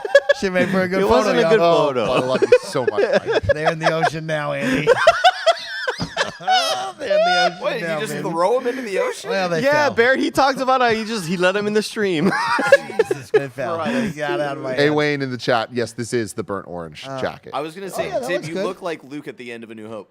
Oh my God. I like that. Thank you. Gamefly. Thank you, Barrett. You know what? I'm going to put a poll up in the chat right now. If you're watching over on Twitch, I know how to put up a poll up a little bit faster over there. I want to know, are you using Gamefly? Yes or no? Let me know if anybody's using Gamefly. Gamefly, I get brand new games that are technically used when they come out for like $45. I was just looking at that. They're selling stuff right now. There's like over here on Gamefly, you can buy a brand new game for like $20. Where are we? Gotham Knights, $20. God of War Ragnarok, $45. A little tough. Yeah. Right there. Those are used. Evil West, $30. You could buy Forspoken for $33. Okay. But yeah, I don't know. I always equated those to years ago. That was like 5 to 7 years ago with Redbox and early Netflix was Gamefly to me. Didn't even know they were still kicking. Good for them, though, and interesting to see that people still interested in that. We got a resounding 91% of the chat right now says, no, they do not use Gamefly. Yeah, and 83% on YouTube says no as well. Yeah. So There we interesting stuff. I would love to know more about that business model. Talk to the people on the inside. Where are they attacking? Where are they seeing good points of like, yeah, we're making money and good revenue streams here. Like this is what we do. Or like, where's the problem, right? Here's a crazy one for you. Hit me. I was in San Francisco with a buddy of mine, Will Lloyd, right? Will Lloyd and I, we were taking a walk down a neighborhood, and this guy had a video rental shop. And he was like, I'm one of the originals in San Francisco. I've been here for like 40 years. And like COVID almost got me, but I'm still here trying my best, right? Wow. I'm looking at the business or him and his health. the business Oh, thing. okay. boy. And Okay, yeah. we were sitting in there, we were like, who still does this? Right. And so like he's selling now a subscription service. You can rent as many as Yep. you want for X amount of dollars a month, trying to get the neighborhood involved. And like it's a cute, awesome concept. And I would love to support our local businesses. But like, who is still renting? The people in the Physical neighborhood. If stuff, Enthusiasts, he's doing yeah. well, So if he's doing well enough that he his business survived He's through not COVID. doing well though. That's the issue. Like this man's a couple months from game over. Type There's situation. one of Are these you places sure, like though? 3 blocks away from here, actually. here. Yeah. You know where the IHOP is? No. Oh, it's like next door to the I know IHOP. we had an IHOP near us. Mike, I'm just saying. Used like, to me. we Blueberry should try pancakes. Blueberry pancakes. If there was going to be a hit for like that business model in San Francisco, it would have been during COVID. The fact that he survived that and is still around, like I don't think he's a few months away from. I imagine it's that neighborhood, man. We'll keep an eye I out. imagine Alamo it's like does it, too. older people living in the neighborhood who are going there and just looking to rent stuff for the night. My I have grandparents. that on my list. My grandparents used the Netflix ordering a DVD service until it ended, like years after everybody else stopped using it. You know, like I don't know, old people just like having the DVD. Like physical medium. Yeah. And perverts. Hey, There's now. a lot of porn. Let's keep it going right now with CJ. CJ writes in and says, what game are each of you hoping gets revealed this summer? With whether it's multi-plats, PS, Xbox, or Nintendo. Tim Geddes, what is the get hype moment? What is the big release that you want to be shown? I got only one man on my mind. One and man. his name is Mario. Wahoo! I want Oh. more Mario. We are so overdue. I don't care whether it's 2D, whether it's a full open 3D or 3D world style game. I just want new Mario. And I feel it. It's time. Wow. Okay. What about you, Andy Cortez? There's so many games out there. What do you want revealed or shown? Metal Gear Solid remake. It's That's pretty time. lit.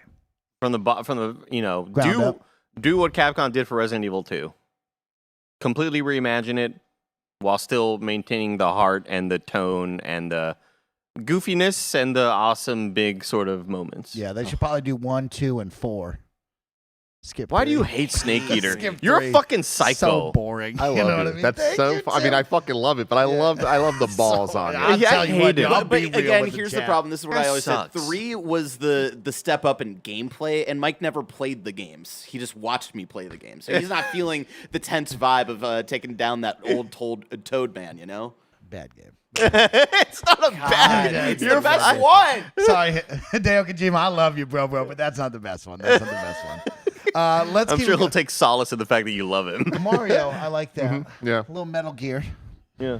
You got Perfect Dark. You got Fable over on the Xbox side. you You know, do. we're waiting for What the hell's Hellblade. Joanna Dark I doing? want to know about this Contraband game and if it's any good. You know what I mean? There's supposedly a Wu-Tang Clan game that was in the thing, Shaolin Legends or something like that. You It's think like, they'll release where's a? that, you think know? they'll debut a sequel to Rock Case City, your favorite video game this year? Tim, Yeah. I can't stop. I love you so I can't- much, you fucking Why fool. does he love It's bad deep- games? It's deep inside of me, Andy. Motherfucker. Tim. Fuck Metal Gear Solid 3. Rock A City needs a Tim. sequel. I deep. typed in his Twitch chat on twitch.tv/SnowBikeMike and I said, Mike, if this ends up in your top 10 of the year, I'm going to disown you. I will never talk to you again. Because I know it is. Because we remember what his past top 10s I have love it. been. I My love top it. 10 was special, man. People wanted to know. Like what you like, People man. asked to know. But you know people what I mean? want to know because sometimes they want to like see like, you know, what that car wreck looked like. You know what I mean? Yeah. I just wanted to hear you talk. You didn't talk for most of They that want to game's rebel neck cast. that. All right, we gotta keep it going. We have only just a little bit of time, so we're gonna go rapid fire in this right now. Jace the Drone writes in, love y'all are optimizing these streams. Mike and Andy, what is your favorite and most difficult Souls-like boss battle? What's the toughest boss battle you've encountered? Probably Millennia or Demon of Hatred. Demon of Hatred in Sekiro took me around 4.5 hours. Was that the monkey? No, Okay. no, that's headless ape, guardian ape. Sorry, Millennia is probably one of those. I got a comment in my YouTube channel that was like, would you say Sister Frida? Because I think Sister Frida is like the hardest Dark Souls 3 boss I fought. Mm-hmm. And they're like, would you say she's harder, more difficult to beat than Millennia? I was like, I couldn't even tell you how to approach a Millennia boss fight without using a summon and without changing my whole build. Because, you know, Barrett told me to believe in the build, and I believed in the build. Yeah. And you did. But I wouldn't be able to, like, everybody in my Twitch chat was like, Andy, switch to dexterity, switch to katana, the frost and the bleed katanas. It's like, I wouldn't even know how to beat her without doing that shit. Yeah. So I'd say Millennia is probably the toughest. That's good. I mean, Tim, for me, none of them have been difficult because I play all mine co-op. Yeah, so get like I got fucked, two Andy. jabronis doing shit for me while I cruise through. You know what I mean? So none of those battles have been difficult in my opinion. So I have none. You were just waiting for me to stop talking. That's all you were I doing. have none right there. Let's keep it going on to the next one right now. How do you like that one, Andy? What's up? Did you know Andy could spell any word? in Antigua? addition- Antigua. X? Yeah. Is that like the place Antigua? Is that a play? I don't know. I don't know. What are you talking about? Let me get Berserk manga game by Sony Santa Monica. You a Berserk guy? No, but it's something that I want to get into. I know that like Miyazaki takes so much influence from Berserk, and there's always a million goddamn references in all of his Berserk games. the pig one? The pig one. No, Like that's the guy with someone the looking big like a boar? sword, right? No, that's a Demon Slayer. That's Demon Slayer with the Got it. pig head. Yeah. Yeah. No, Berserk is the old sort of 80s manga that it's always a guy with a massive, gigantic sword. He His kind of name looks is like Guts. that League of Legends character. His name is Guts. What's I don't his know. name? You know him. I don't know League Starts with a characters. G. Yeah, he spins around. He's got a big sword. Gyarados. You've seen him. It's pretty close. I think Okay. it might be Garen, to be honest with Okay. you. Oh, it is Garen. Yeah. Fire Rock 277 writes in and says, "Do you think there could be a new Little Big Planet game?" Yeah, we talked a little bit about that in Games Daily earlier today. I think that it's I think the highest likelihood of what Media Molecule is doing is a Little Big Planet game. What do you think? Well, you got to say, of course, right? I would say, like, do something else. Why would they man. not? Do something else. Really? Make Big something else Planet's so cute. Try to make another iconic thing so that I could put on the back wall next to Sackboy and Astrobot and all those other cute little fuckers. We have too Sackboy- many serious dudes Interesting. We're Yeah, fine. yeah. Oh, in the true, Sony true, world. We have too true. many serious people that are dealing with serious traumas. Yeah. We got Ellie, we got Aloy, we got fucking Joel and Nathan Drake. We have too many like serious people dealing with violence. I want more little cute boys. More sack boys. I like that. Well, you got Astrobot. That's what I'm saying. Like along what I with mean? just him and Astrobot. But we want ones that are well designed. You know what I mean? Sackboy Oh, reminds me of like Crash Bandicoot. You know what I mean? Like that was the Crash games to me. Now wow. Sackboy is right. We're finishing off right now. PDX V-Man wrote in one more time. Tim Geddes, do you have a favorite deck in snap? Yes, I do, actually. This new deck I've been rolling with, it's like a variation of what people call the Shuri deck. I don't have Shuri, so it can't be a Shuri deck, but the idea is kind of removing the abilities from my The cards. strats are there. The strats are all there, yeah. And oh, God, I'm having so much fun with it. I know a lot of people run with the deck, but I don't come across them that much, and I just feel dominant. Like, for the last, 2 months, I've just been like, holy shit, come fucking at me, bro. And I'm sure if I played against people that actually, know what they're doing and know how to counter it, I'd be super fucked. But it's been really fun taking away the negative abilities of my cards and just fucking destroying people. And I see them reacting with the emojis, and I'm like, you didn't see this coming. You did not see that You coming. didn't know. Well, guys, we are rounding out our fun little After Kind of Funny Games daily segment where we sit down, we chat with all of you thanks to your super chats and support over on Twitch and on YouTube. We want to give a big shout out to Price412, who has subscribed at the Tier 1 level for 54 months, says 54 months, dang, y'all. And Gary the Third, to round us out right here with the Tier 1 sub for 58 months, says, Andy and Mike, how's the Destiny raid going? Tim, do you think that we're realistically getting Kingdom Hearts 4 in the next 5 years? Final question before 100%. we go. 100%. In the years. next 5 years, definitely, yeah. Figure out the raid, Mike. I'll be No, there. see, Andy's the raid team leader, chat. So not. Andy will figure it out. He'll set the time, and we'll stream it all to you. But we're going to continue the stream. Right now, we're going on into the lab to showcase a very dope game mode and a brand new piece of RTX On with the NVIDIA experience. What do you have? Just real quick, JShaw021 in the chat says, I refuse to read anything or watch any videos to make my snap deck. It makes it more fun. I'm the same way as you. What I like the most is playing, and whenever I get my fucking ass handed to me by somebody else, I look at their cards. I'm like, what did they do here? And that to me is the fun of it, is like trying to learn the strategy myself. So I'm right there with you. Okay, well, continue on with us as we go into the lab. We're going to go with a fun NVIDIA-sponsored stream where Andy and I are going to be showing off the new Overdrive mode, full ray tracing, a.k.a. Path tracing. You don't want to miss it. Check it out. We'll see y'all real soon. Goodbye.